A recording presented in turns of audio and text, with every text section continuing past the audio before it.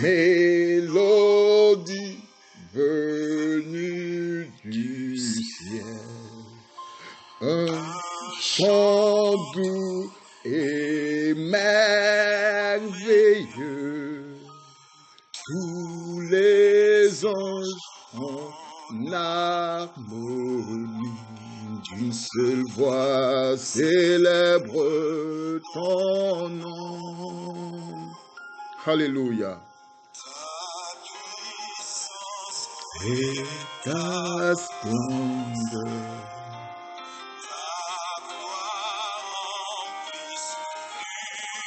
Komayamba haba sokoro boyondoro, Ibo sokoro boshinda laraba santaraba.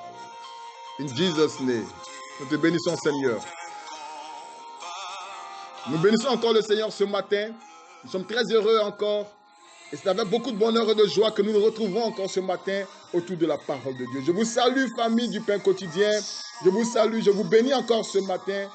Et je bénis encore ceux qui sont à l'écoute, ceux qui sont en éveil. Que Dieu vous bénisse. Ceux qui sont encore couchés, que la grâce de Dieu soit sur vous. Que Dieu se révèle à vous dans votre sommeil. Que la main du Seigneur soit sur chacun. Nous voulons encore bénir la journée qui commence et bénir la vie de chacun. Que cette parole nous fasse du bien. Que Dieu ouvre nos oreilles, qu'il nous ouvre l'esprit pour comprendre. Que sa grâce soit avec nous. Et encore, nous sommes encore autour de ce passage du Proverbe chapitre 4, le verset 23. Garde ton cœur plus que toute chose, car de lui viennent les sources de la vie. Et nous voulons rappeler ce que nous avons vu hier. Hier, nous sommes appuyés sur le texte de Marc chapitre 9, du verset 43 au verset 47. Et nous avons compris que Jésus nous demandait, le Seigneur Jésus nous demandait de nous séparer. Il dit, c'est une partie de ton corps, que ce soit ton œil, ton bras, ton pied, une partie, quelque de ton corps, est une occasion de chute pour toi. Il vaut mieux t'en débarrasser et aller au ciel sans cette partie que de l'en enfer avec tout ton corps entier. Et j'ai dit hier que nous comprenons à quel point le Seigneur nous parlait de l'écriture, apprendre à se séparer de la vieille écriture, de la vieille histoire, pour réinscrire une nouvelle histoire de notre vie, notre point de vue, réinscrire une nouvelle image de nous-mêmes. Changer les anciens scripts qui ont marqué notre esprit, qui nous ont marqué jusqu'à aujourd'hui. Apprendre à les réduire à néant, à les détruire par le feu de l'esprit et vivre une nouvelle vie. Et partir en une dimension de vie. Je prie ce matin que Dieu te fasse passer dans une étape de gloire, une dimension de gloire, de puissance, de domination sur toi-même, sur tes propres faiblesses, sur tes propres défauts et sur le monde qui t'entoure, sur les puissances, l'opposition autour de toi, les puissances infernales, les forces ennemies, les forces de la sorcellerie, les puissances des ténèbres, les démons qui jusqu'à aujourd'hui t'ont vaincu. Aujourd'hui même, reçois la force, reçois l'énergie, reçois la puissance pour les assujettir, pour les dominer, pour les écraser, au nom de Jésus. Sois béni ce matin, au nom de Jésus. Et donc nous voulons poursuivre ce matin un peu plus. Et aujourd'hui, je pense que nous allons finir avec l'écriture. Nous allons finir. Vous savez, c'est un sujet très important. C'est pour cela que nous avons insisté. Nous avons insisté là-dessus. L'écriture. L'écriture. Vous savez, aujourd'hui, nous allons parler de la nouvelle naissance. L'écriture, ce dont nous parlons ici, est basé sur la loi de la nouvelle naissance. Quand Jésus est venu, il a parlé de la nouvelle naissance. Il a parlé de la nouvelle naissance. Il a dit, Jean est venu vous a baptisé d'eau. Moi, je suis venu vous baptiser d'Esprit Saint et de feu. Et l'apôtre dit, voici, si quelqu'un est en Christ, les choses anciennes sont passées et toutes choses sont devenues nouvelles. Toutes choses deviennent nouvelles. Et c'est ce dont nous parlons hier. Apprendre à couper, à se séparer du mal. Ça sous-entend la violence, la douleur que nous pouvons ressentir quand nous nous séparons des choses que parfois nous aimons. Oh, parfois le péché, il est doux. Il est bon à pratiquer, en apparence, mais après il apporte beaucoup de douleur, de souffrance. Et c'est pourquoi pour s'en séparer, c'est très difficile. C'est très, très difficile. Et c'est pourquoi il faut beaucoup de caractère, beaucoup de volonté pour décider d'arrêter de faire ces choses. Beaucoup de caractère. Et il faut que ça arrive. Je prie que tu prennes conscience, que tu te réveilles, que tu décides de changer ta vie, de transformer ta vie, devenir une meilleure personne, une meilleure personnalité. Répandre l'amour autour de toi, l'amour autour et à l'égard de ceux qui t'entourent. Donner de l'amour, de l'affection. Aimer les gens. Car tu es un dépôt d'amour. Dieu est en nous et nous sommes ses enfants. Nous sommes Dieu. Nous sommes Dieu manifesté dans un corps humain. Tu es Dieu, tu es Christ manifesté dans un corps humain. C'est cette révélation qu'il faut avoir. Quand Pierre l'a eu, Jésus lui a dit, ce ne sont ni la chair, ni le sang qui t'ont révélé ces choses. Mais c'est l'Esprit de mon Père qui est dans le ciel qui t'a révélé. Et parce que tu as eu cette révélation sur toi, on bâtira mon église. Tu es Pierre, tu deviens un rocher, un roc sur lequel on bâtira l'église. Il faut avoir la révélation du Christ. C'est une révélation. Il faut savoir que nous sommes Dieu manifesté dans un corps humain. Les religions, excusez-moi, c'est la vérité malheureusement. Les religions de manipulation ne vous le diront jamais. Parce qu'elles apprennent aux gens toujours à tendre la main, à réclamer. Mais si vous apprenez plutôt à vous tourner vers le Dieu qui est à l'intérieur de vous, vous allez vous développer. Vous allez vous développer. Au nom de Jésus. Aujourd'hui, nous parlons de nouvelle naissance. Vous savez, la nouvelle naissance est basée, il faut pour bien comprendre la nouvelle naissance, et pour bien comprendre ce dont nous parlons ici au niveau de l'écriture, il faut regarder nos mamans qui accouchent, nos mamans qui mettent des enfants au monde. Demandez aux femmes, quand elles mettent un enfant au monde, qu'est-ce qu'elles ressentent? Les douleurs qu'elles ressentent. Les douleurs de l'enfantement.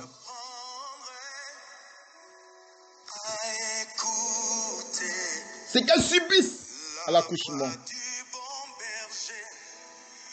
Vous savez, Dieu ne fait pas les choses au hasard. Dès que l'homme a péché,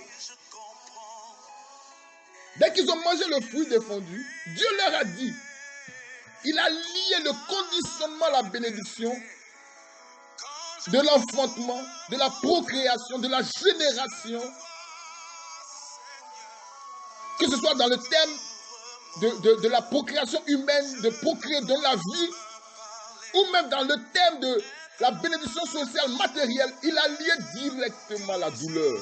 Il a dit, parce que tu as fait cela, femme, à partir d'aujourd'hui, j'augmenterai les douleurs de tes enfantements.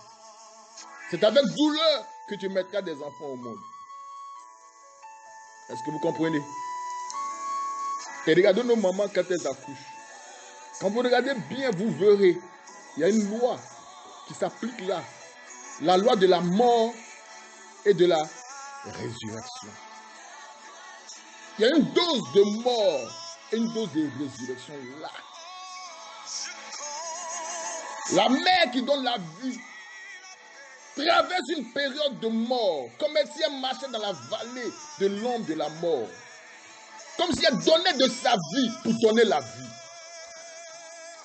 Et beaucoup de femmes aujourd'hui, à tellement la malédiction s'est amplifiée, beaucoup de femmes perdent la vie pendant l'accouchement. Elles perdent la vie. Et c'est devenu récurrent aujourd'hui. Ça fait que les accouchements pour nos mamans sont devenus compliqués, difficiles. Beaucoup aujourd'hui préfèrent même la césarienne.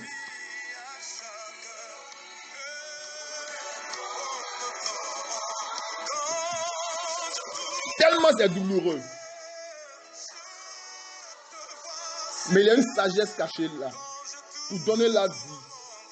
Pour obtenir quelque chose de bon. Il faut payer le prix. Il faut encaisser la vie. Il faut donner de sa vie pour avoir la vie. Elle est obligée de donner de sa vie, de verser son sang, de souffrir, de donner, d'encaisser la douleur. Et lorsqu'on lui présente quelques minutes ou quelques heures après le bébé qui est né, elle oublie tout ce qu'elle a souffert. Elle oublie toutes ses douleurs, tout le sang qui a coulé. Elle est heureuse de tenir son bébé dans les bras. Elle est contente. Et il s'agit ici de la naissance naturelle, normale. Ce que nos mamans subissent chaque jour pour nous mettre au monde, c'est qu'elles ont subi. Et c'est là que se trouve la sagesse de Dieu. Et c'est pourquoi d'ailleurs, vous savez, les mots n'existent pas par hasard. Celles qui font ça, on les appelle les sages-femmes. Les sages-femmes. Elles ne savent même pas pourquoi on les appelle les sages-femmes. C'est parce que là, il y a la sagesse de Dieu. La sagesse liée à la mort et à la résurrection. Et malheureusement, celles qu'on appelle les sages-femmes aujourd'hui, je me demande si elles sont vraiment sages. Je réclame la sagesse sur toutes les sages-femmes qui vont écouter. Aujourd'hui, c'était Dieu. Toutes les sages-femmes qui vont écouter, que la sagesse de Dieu vous habite. Vous savez, la sagesse est liée à l'amour. L'amour. La sagesse sans amour, c'est la ruse, c'est la malice.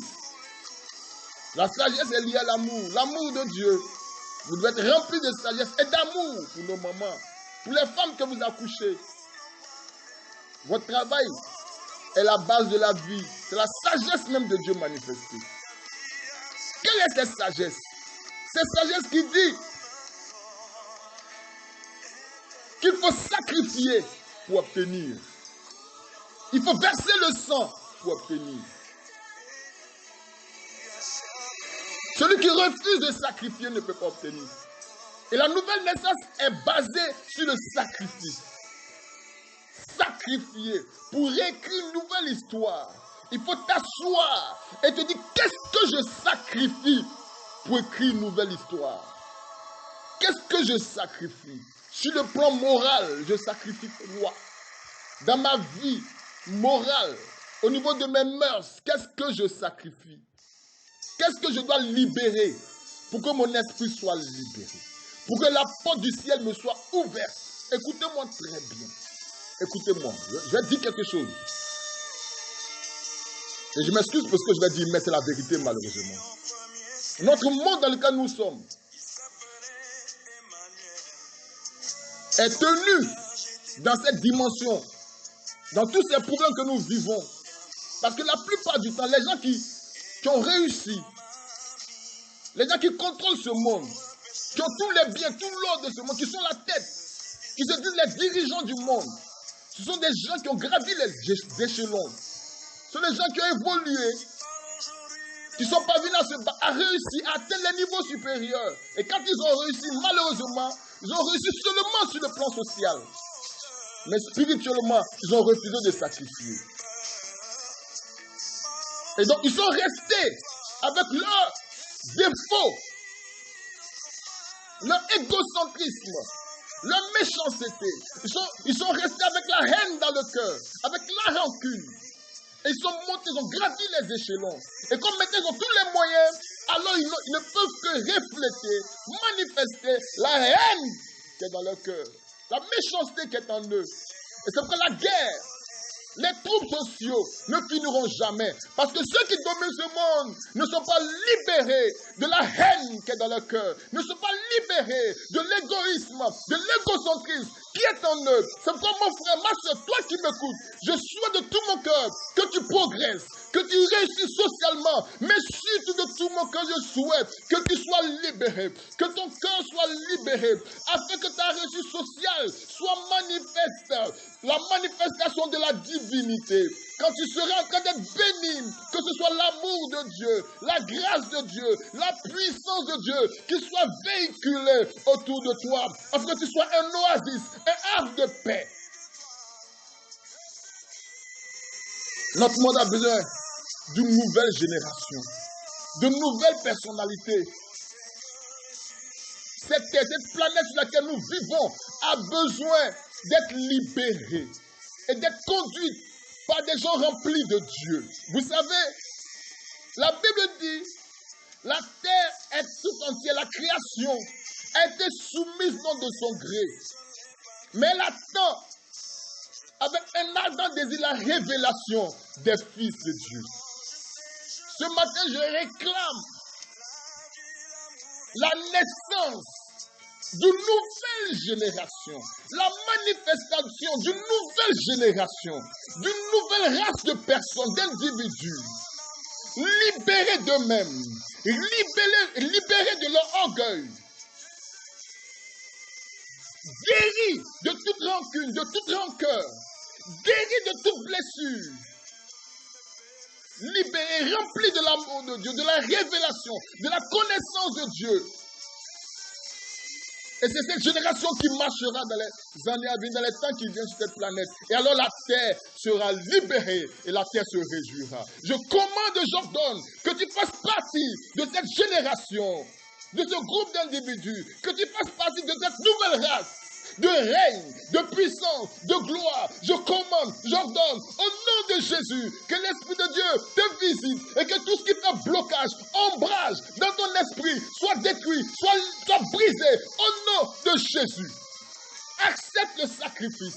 Accepte de payer le prix de la nouvelle naissance pour ressusciter. Accepte de payer le prix du sacrifice pour naître de nouveau. Ainsi les choses anciennes de l'égoïsme, de l'égocentrisme, de l'idolâtrie, de la méchanceté, de l'orgueil disparaîtront et toutes choses deviendront nouvelles. Et tu deviendras une nouvelle personnalité. Je bénis ta vie. J'arrose ta vie. Au nom de Jésus. Que l'ange de Dieu tienne tes pas au cours de tes journées. Que tout le long de tes journées, la grâce de Dieu te porte. Et que tout ce qui était prévu comme malheur sur ton chemin soit écarté, soit brisé. Que l'ange de l'Éternel te visite. Je voudrais aussi annoncer, parce que quelqu'un me l'a demandé, je voudrais aussi annoncer pour tous ceux qui aimeraient soutenir ce que nous sommes en train de faire. Parce que nous sommes en train de travailler. Nous avons une vision pour l'œuvre de Dieu. Pour le soutien, pour le coaching, pour aider, pour évangéliser, pour la mission. Et tous ceux qui veulent vraiment participer, nous sommes ouverts. Vous pouvez faire vos transferts, vos dépôts, vous pouvez apporter votre aide comme vous le pourrez, que ce soit matériel, que ce soit, si vous voulez, financier, économique, vous pouvez apporter votre aide. Je vous donne mes deux numéros. Le 07 80 37 47, précédé de plus 225, 07 80 37 47, plus 225 55 29 36 05. Ce sont mes deux numéros. Celui qui veut faire un dépôt, qui veut soutenir, qui veut nous accompagner dans ce que nous faisons, il est le bienvenu et que Dieu le bénisse. Que Dieu vous bénisse, que sa grâce soit sur vous au nom de Jésus. Amen.